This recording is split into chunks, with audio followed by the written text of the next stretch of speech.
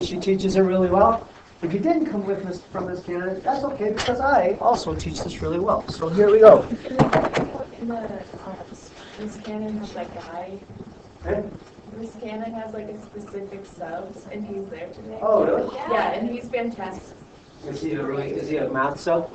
Yeah. Oh, I should. But he drew it.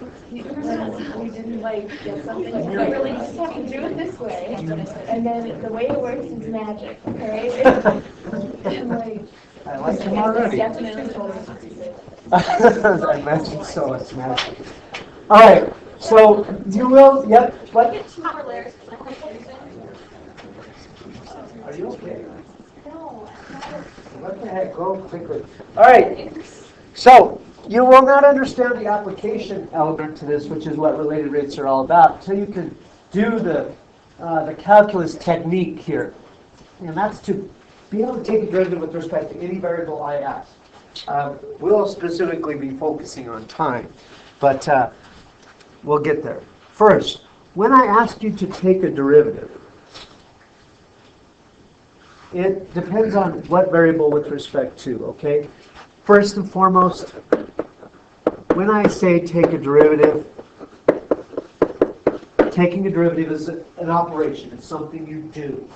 So please, if you don't want me to vomit all over your paper, please don't say, oh, so I've multiplied both sides by d dx.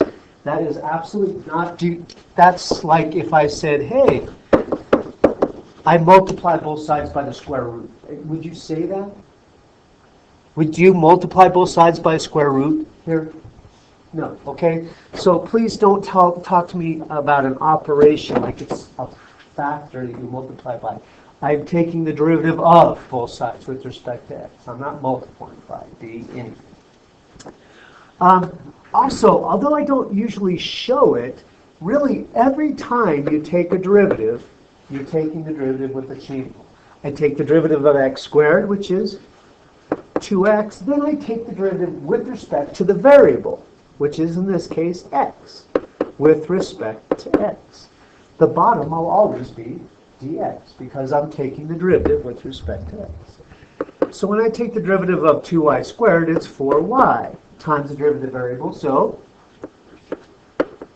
dy dx. Sweet. And so what's the next derivative with respect to x? Ellie, help me out here. I need some more participation. Help a teacher out. It's 3 dx dx. And the derivative of 4y with respect to x. Mitch? 4 dy dx. Thank you. And what's the derivative of a constant? Rachel? 0. Wait. Now, depending on the problem, then we would solve for something. I haven't been writing dx dx because the derivative with respect to x is just dx dx and that's 1. But technically, it's always that. Now, today, we will be almost always differentiating with respect to time. So say that same problem, but this time the derivative with respect to time. When I take the derivative with respect to time, I must do the same thing to both sides. So what is the derivative of x squared with respect to time? Pilkington? 2x dx dt. So would you agree that every one of these terms is going to have a d something dt in? Thank you. Chloe, next one. 4y dy dt. Plus, next one, Pete. 3 dx. Plus, next one, Helmer. 4 dy dt equals 0. Okay, all good. Depending on what they want, we would then solve. Okay, now this, rather than these kind of abstract curve equations, we'll really be dealing with geometry problems or some kind of physical relationship in these types of problems. So it's then going to be a case that rather than x and y, you'll have more like a formula and you'll differentiate with respect to time. So if you take the derivative with respect to time of the area of a circle, what's the left side? Natalie?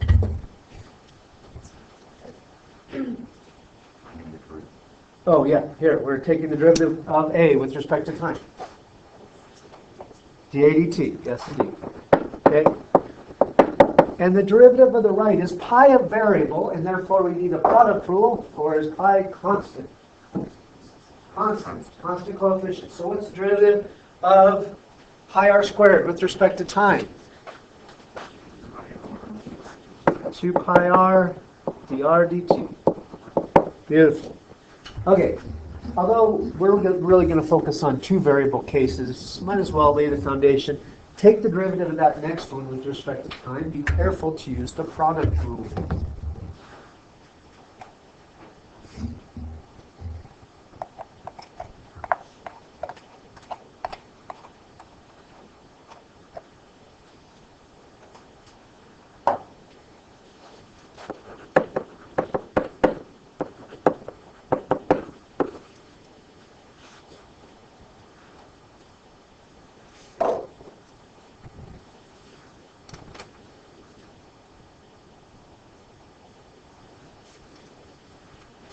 This is a real hard class. There's a crazy music.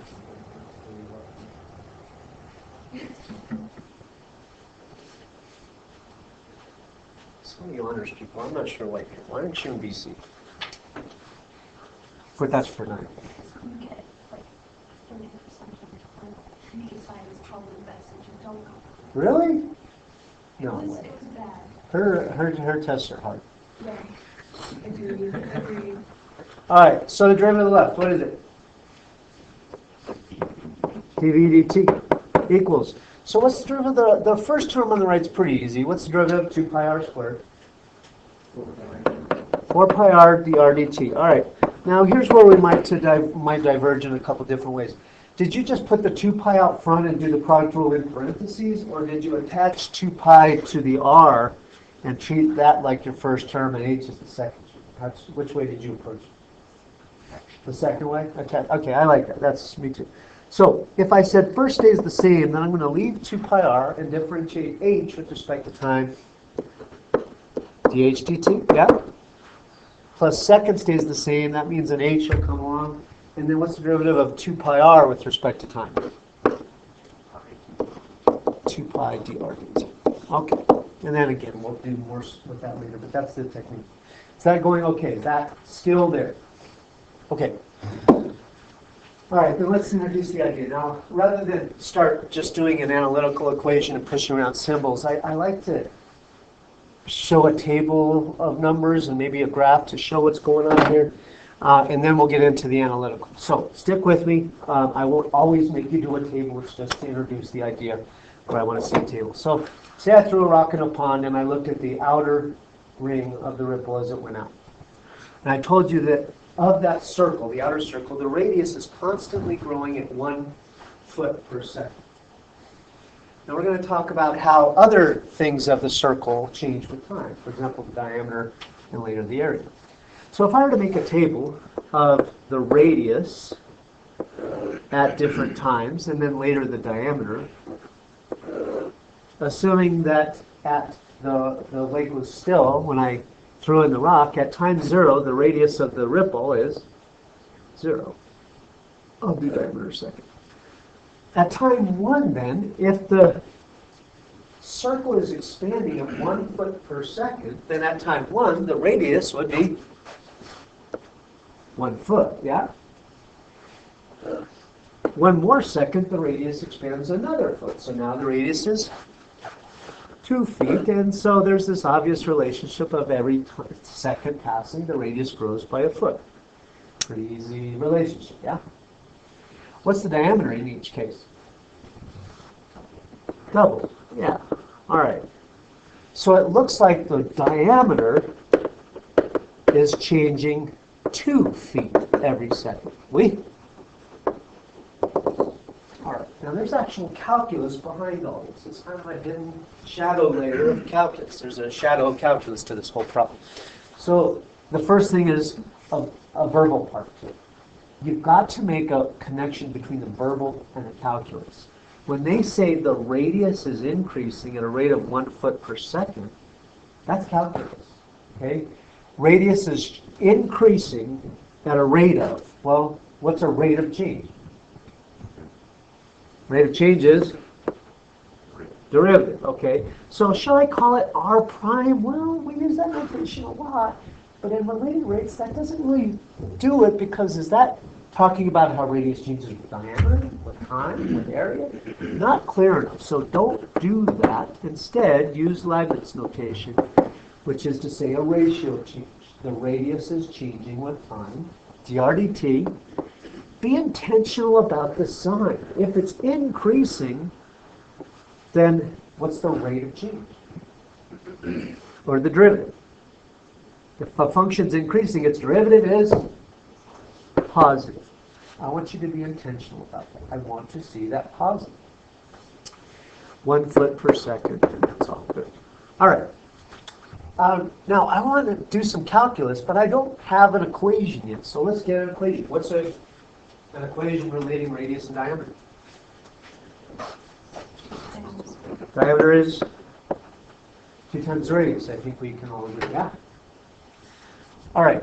Now, if I took that equation and I differentiated with respect to time, or talk about how each one changes with time, then the left side is d dt. Awkward but weird. It's fine, whatever. And the right side, 2 dr dt. Okay? Now, after we differentiate, we'll typically put what we know about one of the rates of change. We'll always get 2 rates of change. We'll know one of them from a given. So if I take the fact that dr dt is given to be positive 1 foot per second, then I get the change in the diameter is positive 2 feet per second, which is exactly what we saw in the table. The diameter is changing in 2 feet per second every time. Okay? Now, if we do the same process for the area, it's a little more interesting. So, say you start with the table of time, radius going 0, 1, 2, 3, just like the time does. Okay, seconds. But let's talk the area at different times. At time 0, what's the area? 0. What's the area at time 1? Pi. At time 2? 4 pi. At time 3? 9 pi. Now, this is not linear here. The rate of change here, you can see, if we looked at the change in area is pi. Then the change in area is 3 pi. Then the change in area is 5 pi. We get a little different fact now that the rate of change in the area varies. Well, that means then when I go to find the derivative, the rate of change, it'll probably have a variable in it, rather than just be a constant like we had up here. Okay? So let's get into that part. What's the equation relating the variables here? And by variables, I mean area and radius. Area is pi r squared. Now, we want to talk about rates of change, so we're going to differentiate with respect to time. I don't care about when the radius changes, what does the area do? I want to know, as time changes, what do both do? So I'm differentiating with respect to time. What's the derivative with respect to time? The ADT equals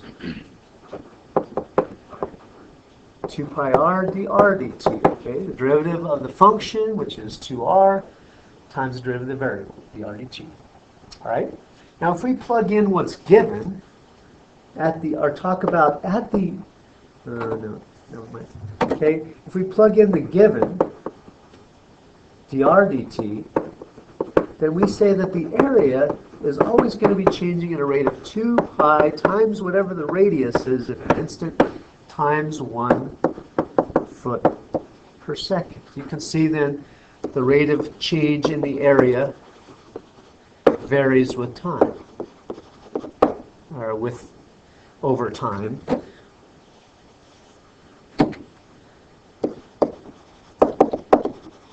Come back to that in a second. Say, say you made a little picture here. So here's time 1. The area changed by that circle. At time 2, now the circle is here. Well, now the area changed by that much. At time 3, the radius still goes out exactly the same, but now the area is changing by that much. Well, you can see that as time goes on, although the radius is going out exactly 1 foot each time, the area is getting much and much bigger each time. The amount of change in the area is increasing over time. So for example, at time 5, if they said, at time 5, the area is changing at a rate of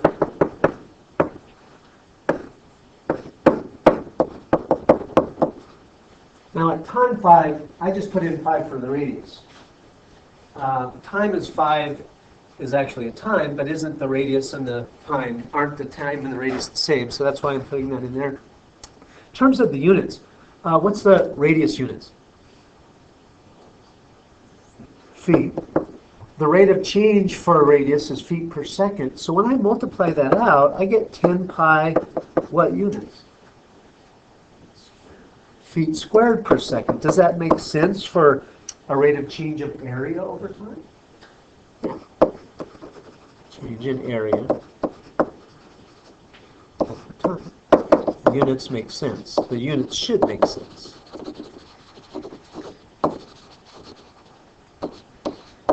Okay. All right, think about this. Okay, so the point is the rate of change will be different depending on when you look. At some points the rate of change might be this, and at other points the rate at which something's changing might be that. Say you have this pool here. Forget the units in there. I didn't realize there are meters in there when I wrote this. But you got this pool on the left. It's empty to start with, and I'm putting in a cubic foot of water per second. Would you please sketch the graph of the height of the water, or the depth of the water, if you like, as a function of time, assuming that we call that the origin, and at time 0, the height is 0. So assume the pool is empty at time 0. What would the height look like over time?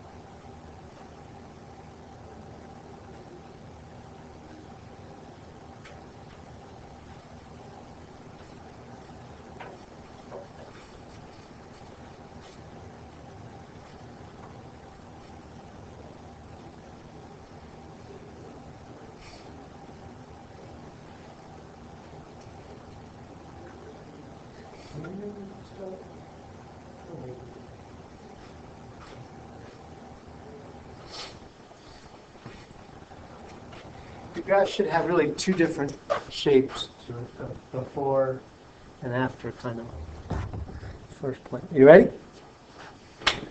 All right, so imagine I have a bucket and I have a cubic foot of water in it. When I pour it in when it's empty, then that cubic foot should change the height by quite a bit, yeah? Are you with me? Are you with me? Okay, great. Now imagine later when the height is here. Now if I put that same cubic foot in, then it's dispersed over a much wider area instead of at the bottom here where that cubic foot is going to change the height quite a bit. Now the height should change by a little less because it's taking over that so much surface area, right? So what does that mean in terms of graph? The height will do what at the start? Change quickly. So change quickly would be a steep graph. And it would continue changing quickly until it got to this point. Now the question is, after that point, does it do this? Yes? No? Why not? That's what it is. It's still increasing, okay? There's still water being pumped in here, so will the height increase? Well, yeah, the height's going to increase. It's not going to flatten out. What should it do once it gets to that top part of the pool? Increase how? Slowly, but at the same rate, which would mean linear with slope, I guess you could say. The other one is linear too, but linear with slope, right? So something like that. Until it fills. Okay. So the idea is then again, when you do a related rates problem, the rate at which the height is changing, it would depend, if I wanted what is dH dt, it would be when matters. If I asked for what's dH dt here, well, that's the rate at which height is changing at that instant. It would be different than if I asked about it. Okay, the when matters, dH dt will vary with time. Okay, so let's see what a problem or 2 or 4 looks like, all right? Again, these will be fairly straightforward ones, and we'll gradually build up in complexity over the next couple of days. I also will communicate the work I expect to show. I imagine this will be pretty much what Ms. Cannon likes, but I don't know. Maybe there's different, so I hope you're paying attention, because I will set up my rubric based on you following these steps, okay? So say you got a sphere. The easiest case are when you have two variables and some known geometry concept. When I say known geometry concept, I expect you to know geometry concepts. So I imagine it'll be something like this. Some of you will get the formulas wrong on the test, and I will have to do calculus with your wrong formula, and it'll be frustrating. But I'll grade you for, besides your formula, I'll also grade you for your calculus based on your wrong formula. So you'll still be in the problem. However, I expect you to know geometry at this school. Yeah. The good news for you is on the AP exam, they don't. Apparently you can be a geometry idiot and still pass. They will tell you the formula for a volume of a cone is this. That's sad, but they'll give it to you. Okay?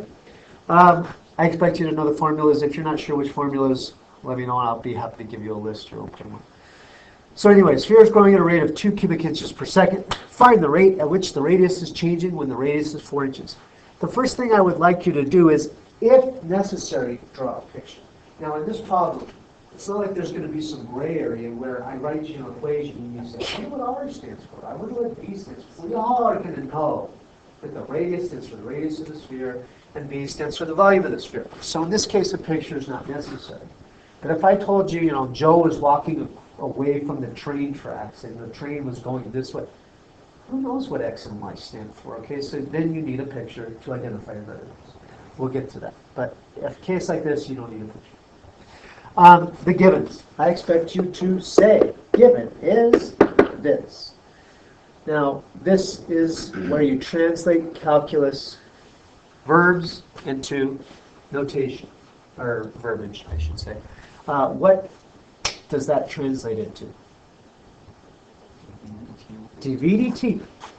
I don't see anything about volume. How'd you get that? Yeah, you've got to use the units as a guide.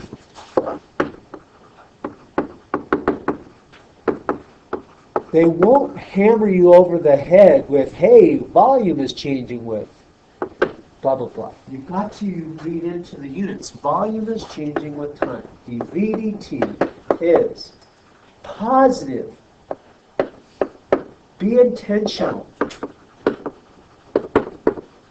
I know in pre-algebra they don't take off if you don't put a positive there because it's the same as if I will take off if you don't put a plus when you interpret the rate of change, okay? I need to see that you didn't look at, that you knew it was positive. 2 cubic inches per second, don't forget the units. All right, so you'll start with what's given. On the AP exam on a free response question, that often is the first point. dV dt is blah, you stated that. I will then ask that you tell me what they want and when. They want the rate at which the radius is changing. In calculus, that means they want dr dt, but tell me when. We just talked about how it matters not just what they want, but when they want it. dH dt is different at different points. So you need to say dr dt, find dr dt when the radius is 4 inches. Okay. You cannot find dr dt unless you have r to start with. So you're going to get an equation of v and r, usually from geometry in this case. So what's a volume r relationship for a sphere? 4/3 pi r cubed. What's one way of remembering that the volume is the one with the 3 in it and the surface area is the one with the 2 in it? Yeah. Dimensional analysis. Volume is cubic. It's 3-dimensional, so it's cubed. And the surface area is 2-dimensional. It's squared. Okay. We need to differentiate then with respect to time. So I multiply by d over dt, right? No, that sounds stupid. You don't multiply by d over dt anything. You take the derivative with respect to time of both sides, yes? So if you take the derivative with respect to time of the left, what do you get? dv dt. The derivative of the right, 4/3 pi is a constant. I'm going to leave it out front. What's the derivative of r cubed with respect to time? Derivative of the outside times the derivative of the variable. 3r squared, dr dt. Surely then that cleans up into 4 pi r squared dr dt. Okay. The derivative of the volume is the radius. How about that? Or I mean is the surface area. At the instant then, they ask about dv dt is 4 pi. What's the radius they ask about? They want the rate of change when the radius is 4 inches squared. What's dr dt? Oh, you don't know. Actually, I should say this, darn it. My bad. I forgot dr dt is what we want, yeah? We know dv dt. What is it?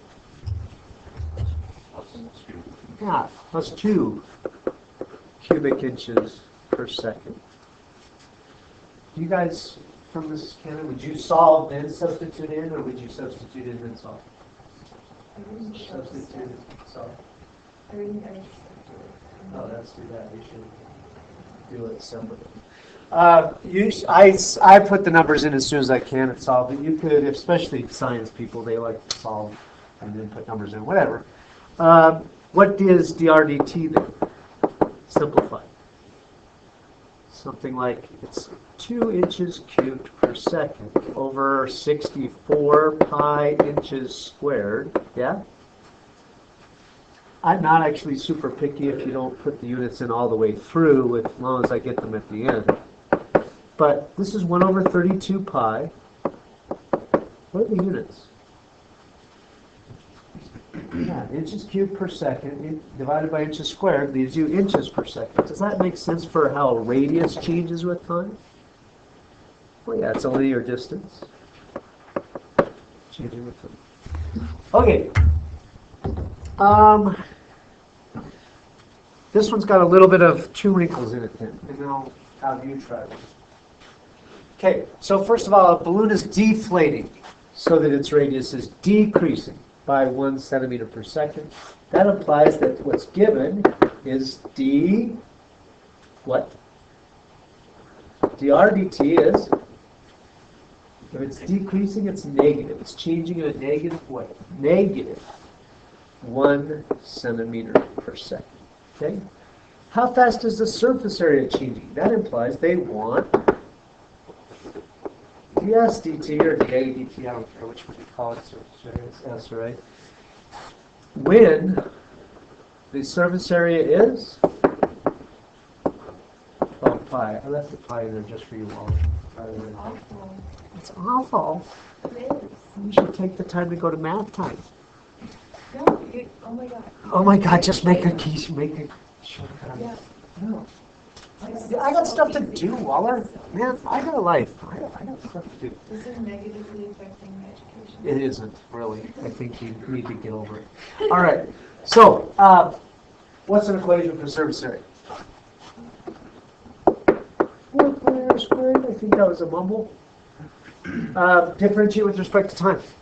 Take the derivative with respect to time on the left, I get ds dt. Take the derivative on the right with respect to time. 8 pi r dr dt. Okay? If I go to substitute, though, I want ds dt, so that means I need all this stuff. I need r. But I don't have r. They give me surface area. Well, that's often the case that they don't give you exactly what you need. You'll have to do a little pre-calculate kind of work to get what you need. So how do I find the radius given the surface area? Plug it into the formula. I know surface area is 4 pi r squared. So if the surface area is 12 pi, then the radius is plus or minus root 3 or just plus? Yeah, this isn't an abstract algebra problem. This is a geometry problem, and there is no negative radius. So, just root 3. So ds dt at the instant, they ask about ds dt is 8 pi root 3, and dr dt, that's in centimeters. I'm just going to do the units at the end this time. -1. So our final surface area rate of change is negative 8 pi root 3. What are the units? Root 3's units are centimeters. The radius is centimeters per second. Centimeters times centimeters per second is centimeters squared per second. Does that make sense for rate of change in area? Oh, embarrassing. Excuse me.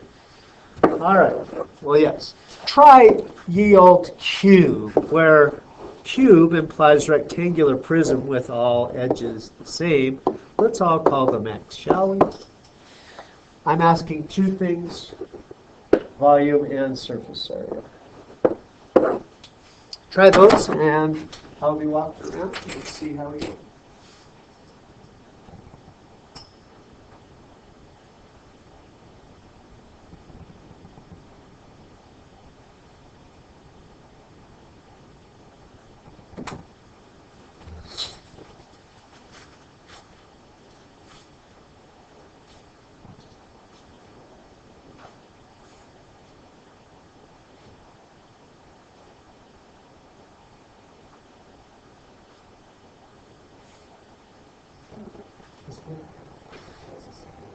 Oh, sorry. That should be the side is. It's my bad. Sorry, cut and paste. You're right. Sorry about that. And by side, I mean edge.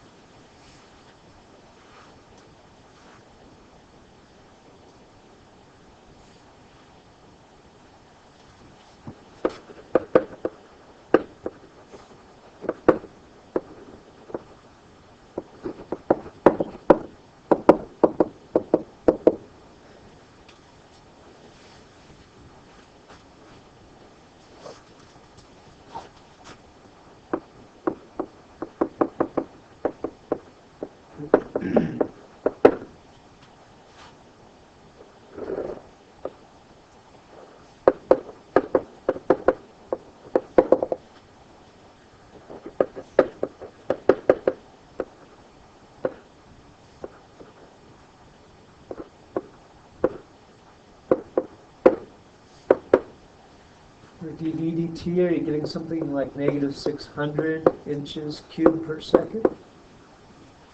Okay. If you did, then you're on the right track to your surface area. If you didn't, come over and I'll be happy to clarify or check.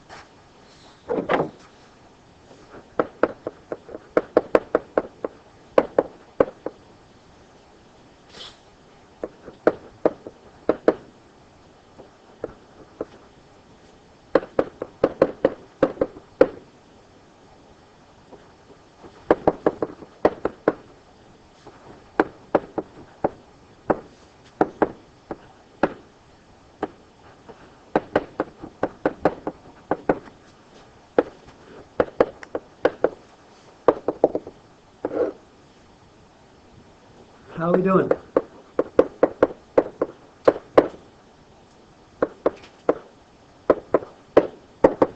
Did you get negative 240 inches squared per second for the surface area? All right, then. Let's try one a little more difficult and we'll be good. These are easier because they're all known volume or geometry formulas. Sometimes this can be a little uglier. We'll gradually build up. This is a good example of a little ugly. So you've got a hot air balloon rising at a rate of 2 meters per second. Joe's standing 20 meters from the balloon when it takes off. For the sake of you not being a wise guy, but also for the sake of it being much easier than having to view law of cosines, we're going to assume Joe is lying on the ground. His head is connected to his body. And he's looking up from ground level. That way his height is not an issue and it's a right triangle rather than an acute triangle. It's much easier that way. So the balloon's over here and it's rising. Okay, now because this is not obvious, hey, everybody knows what x is or everybody knows what this is, a picture is necessary. You must have a picture here. Identifying your variables. If he looks up, normal angle of elevation is normal line of sight, where you're looking straight ahead, then change to where you're looking. So he's changing from where he would normally look for the balloon. So that's, let's identify the variables, being careful to make sure we understand what's varying, what's constant, and not making more variables than we need, such like that. What are some variables we have in this problem? They definitely talk about angle of elevation. So is that here or here? It's down where the person doing the seeing is, and that's Joe. And so it's there. Okay, angle of elevation is him looking up. Okay, other things that vary. Or constant, whatever. 20 meters away. Okay, is he always 20 meters away from that ground point, or does that vary? All right, so that's important that you don't call that x if it's not varying. Call it a constant if it's constant. Anything else? Any other quantity in this problem we know about or ask about? The height, okay, so you can call this y or h, whatever. That's why the picture is important, so I know what you are talking about. Is it always the same? Is it always 40 meters, or is that vary? All right, that's vary. All right, so call that h. Don't be in a rush to put that 40 in. It's not in there. All right, we have a picture. Now I understand what the variables are. Now let's talk what's given. These are all the steps you're going to have in that box, with the exception of one middle step we'll use later. What's given? Now I'm talking specifically interpreting the calculus statement. h dt is positive. Wonderful. Positive 2 meters per second. Because it's increasing. Height is increasing with time. Good. What do they want? d theta dt, the rate of change in the angle of elevation. When do they want it? When the height is 40 meters. Okay, that's the instant. What trig relationship? This will actually require a little help for some of you. What's a logical trig or relationship? I could do Pythagorean theorem, but that wouldn't really involve theta. What's another one? Tangent's logical because you have an angle and you have opposite and adjacent being talked about. So let's go tangent. I did not remember when I wrote this that not everybody knows tangent. You haven't seen tangent's derivative, but that's okay. We'll work it out. Somebody from honors, do you remember what tangent's derivative is? When you say it all, It's what? No? Yes? when you say it all through like all Does anybody remember how you could find it? Oh, you are disappointing me. Tangent is sine over cosine. You could find it by quotient. Secant, it's secant squared. It is sine squared plus cosine squared over cosine squared, and so it is secant squared. Now when I differentiate with respect to time, the derivative of the outside is secant squared, but then times the derivative of the variable, so d theta dt times how fast theta is changing with time. What about the derivative on the right? Quotient rule? Quotient rule? No, silly goose. That's just like 1/20th h. That's unnecessarily complicating things. So what's the derivative on the left side? No, the right side. 1/20th dh dt. Okay, don't make things more complicated for yourself. All right. Solve for d theta dt or substitute in first? You would solve first. Okay. I will do both once in a while. I'll do one day. Please understand that dh dt, although it looks like a fraction of two things, it's not. It's one thing. So you don't write dh over and put dt in the grand denominator. No, dh dt is one thing. It stays together. 20 can go in the denominator. And the secant squared, when I move it over, divide by secant squared and put it in the denominator or something else? Cosine. Yes, cosine in the numerator is fine too, or divided by secant squared. All right, here's the hard part. They don't always give you everything all pretty princess for you. Sometimes you're not really ready to sub in. I know dh dt, that's cool, that's 2. But that, I don't know. No calculator, first and foremost. No. So don't say, oh, just get out the calculator, find theta. No. Okay? So let's talk at the instant. We want cosine theta at the instant they ask about, right? Cosine theta equals question mark. Let's draw a triangle. At the instant they talk about, I know that distance is 20 and the height is 40, right? So again, students say, well, how am I going to do that without a calculator? Well, I agree. If I asked you for theta, you would need a calculator. But I didn't ask you for theta. I asked you for cosine of theta. And cosine of theta is a ratio of sides. Can you get me both sides? Yes, you can. The adjacent side is 20, and the hypotenuse is square root of 20 squared plus 40 squared. Do those squares and square root cancel each other out? Heck no, there's a sum there. 20 over 400 plus 1600, cosine theta is 20 over square root of 2000. Will you please simplify that root?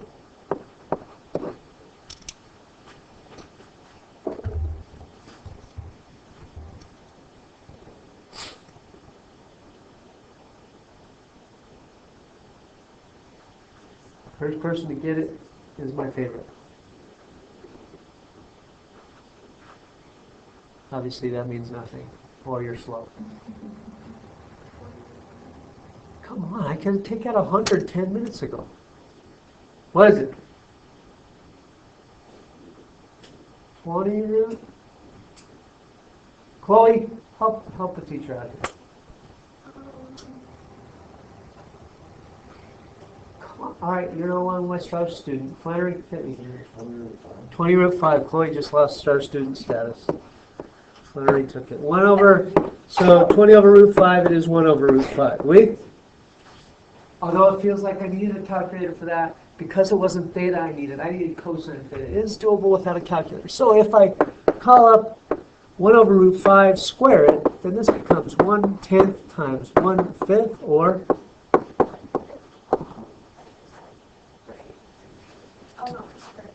Yeah, because it's squared. So 1/50th. Now here's one more thing. The units are very subtle. This is d theta dt.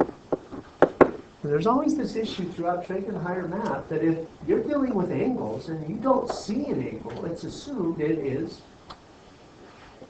radians. All calculus is done in radians, not degrees. And so that is radians per second. Time unit is seconds. Angle, unless otherwise specified and you're dealing with it, it's radians per second. Radian is about 53 degrees, so it's changing to about a degree a second. Okay? All right, that is a related rates problem that's a little harder. Those are the ones where it starts to get a little funky. All right, I want 43 today, come heck or high water. So if you have a question on 43, hit me. Otherwise, you might have to look it up on your own website. The key is there on 43, 4, and 5. So at the very least, I want 43. Do you have any questions on 43?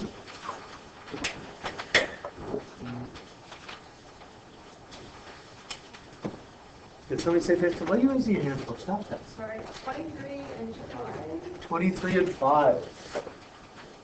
And 23 because I still don't understand the sums. Okay. Sums are crazy, all right. Are those infinite sums? Oh. No, yeah. You mean like adding 2 and 3? You mean that kind of sum? Oh, yeah, they're both. All righty then. Here we go. It's abstract. Yeah, it does. Oh. All right, step 43, number 23. Are these changed in any way, or are these straight up out of the book? Further changed. Okay, let me get my key.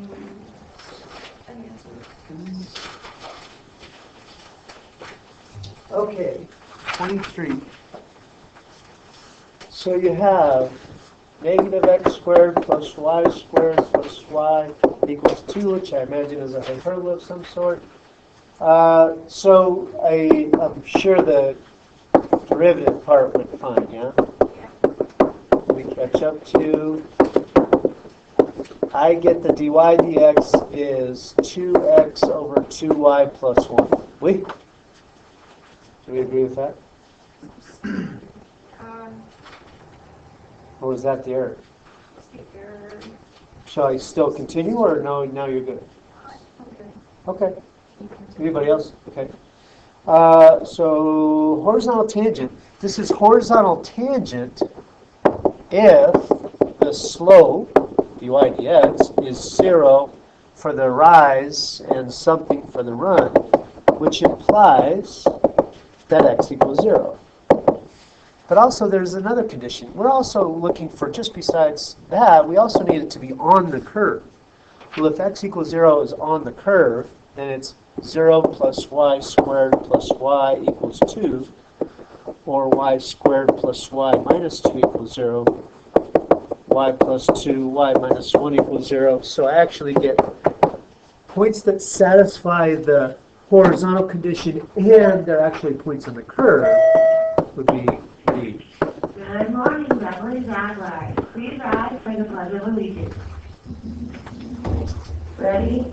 Begin. I pledge allegiance to the flag of the United States of America and to the republic for which it stands, one nation, under God, indivisible, with liberty and justice for all. I'll continue. Students, today, 7th graders with last names A through D will report to the auditorium for 7th hour. Today, 10th graders with last names A through G will report to the cafeteria for 7th hour. The topic is true colors. Arapahoe Community College from Littleton will be in counseling today to visit with prospective students. Sign up for the 10th hour admin counseling. Hillsdale College from Hillsdale So vertical is a tangent small is in academically rigorous denominator of the college. derivative 0. The size makes the class discussions and campus life extremely vibrant as you get to know your fellow students very well. If you want to know more, visit with Hillsdale during 7th hour today in counseling. In addition, Trinity University from San Antonio, Texas will be here. Trinity Idol is their version of American Idol. One fun tradition is a pie-throwing contest where chocolate tug of war during their chocolate festival. Sign up on the Counseling 7-Hour app if interested. Tomorrow, 3 unique colleges will be here. College of the Holy Cross from Worcester, Massachusetts, the Catholic University of America from Washington, D.C., and the University of Southern California from Los Angeles. Sign up on Navion. Okay. When I try and work with the condition of y equal negative 1/2, that's not actually possible because that's not an curve. There is no such place. Arapahoe Community College Visit Day is Friday, October 27th from 9:30 to 1:30 p.m. at the Little Pink Center. If interested, see the counseling office for details. And y double 2, part C also? Team Spirit, come eat at the Chipotle at 3170 South Wadsworth this Wednesday between 4 and 8 p.m. Support your soccer team. Junior high students, if you're interested in auditioning for this year's musical Big Fish and did not get an audition packet at last week's meeting, you can pick one up in Mr. McWhorter's office. Auditions will be on November 1st and 2nd, so pick up your materials early to be prepared. You do not have to be a choir or have been in a previous production to try out. Students and teachers, the National Honor Society blood drive is tomorrow. Please come down to the main office when you can and sign up. We need people. Junior high student council meets today in Mr. Beasley, 8th grade and 7th grade members. Sign up with your social studies teacher. Due in 7 hours. Splendid Jags. Coach Perico would like to thank everyone who came out to watch the softball team Saturday in the district playoffs. The girls and I really appreciate your support. Congrats to the girls this year as they finished their season with a 14-8 record. Your cross-country team is still running strong. At our league competition, the JV girls finished an amazing season by getting first in the league. Our varsity teams will continue on to regionals after the boys took second and our girls took third in league. Congratulate a runner today. There will be a senior high student council meeting today. That's all your announcements. Have a great day, Jag. Okay. I don't know if the picture is necessary, but it helps me explain this. This is hard to write. Sigma notation is not a no-brainer. I would start with the idea that area is always the bases, which are delta x's, times the function at different x's. That's a huge idea on the AP test. This notation is often thrown at you. The more you write it, the more you'll recognize it as, oh, it's a rectangle Riemann sum problem. In this case, the delta x is the total region divided among 6, so that's 0.2. As far as the height goes, because they're asking for a lower sum, did I say left? Good question. 1.2. Let's go here. If it goes to 1.2, isn't pi over 2 1.57? Yeah? So I drew this better. Do you agree? Okay. So really, it's not actually in this region, not even peaking until later. So if I do a lower sum, that's using left-hand rectangles. So this is always going to be f at 0, f at, so it's going to be some multiple of 0.2 starting at 0 and going to the 5th because it's using the left-hand side. This one was actually Did I change it? Oh, I screwed up a lot. Sorry, I'll change it. I will change it. sweet picture.